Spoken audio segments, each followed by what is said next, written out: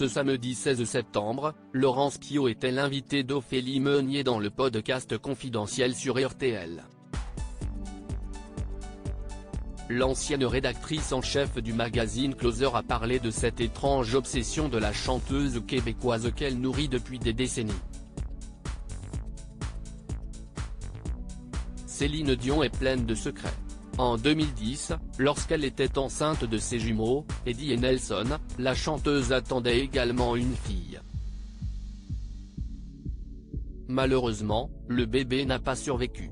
Lors d'une première échographie, on nous a dit que j'avais des jumeaux.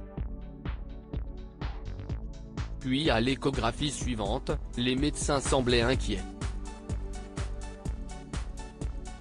On s'est dit peut-être qu'il n'y en a qu'un, finalement.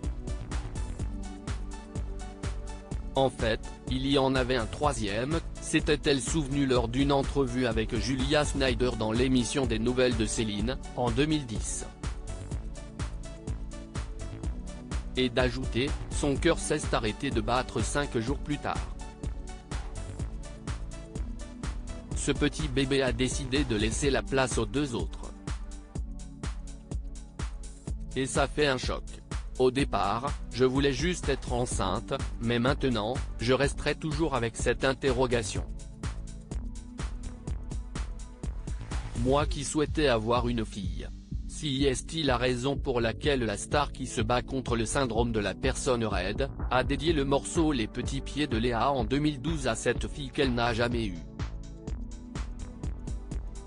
Cette obsession qui hante Céline Dion ce samedi 16 octobre, Ophélie Meunier consacrait un nouveau numéro de son podcast Confidentiel sur RTL, à la vie de Céline Dion. À cette occasion, la présentatrice de Zone Interdite sur M6 a reçu Laurence Pio, auteur du livre Céline Dion, La vraie histoire.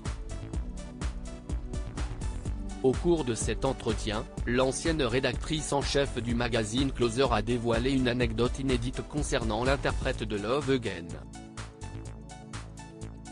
Depuis de nombreuses années, la femme du défunt René Angélil est complètement hantée par le chiffre 5.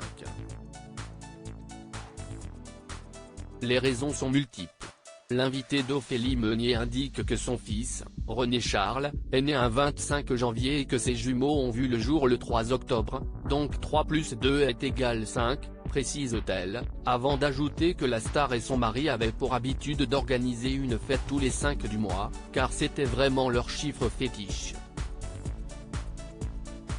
En 1982, Céline Dion a 13 ans lorsqu'elle est invitée à un festival de musique au Japon. Elle concourt, ça ne se passe pas très bien, relate Laurence Pio. Mais, elle arrive en demi-finale. Elle trouve une pièce de cinquième par terre, elle la serre dans sa main pendant qu'elle chante et elle gagne ce concours. Un événement marquant dans la carrière de Céline Dion. À partir de là, ça va être le début d'une carrière internationale et tout changera, conclut Laurence Pio. Et si l'année 2025 était celle du grand retour de Céline Dion sur scène? Ses fans en rêvent.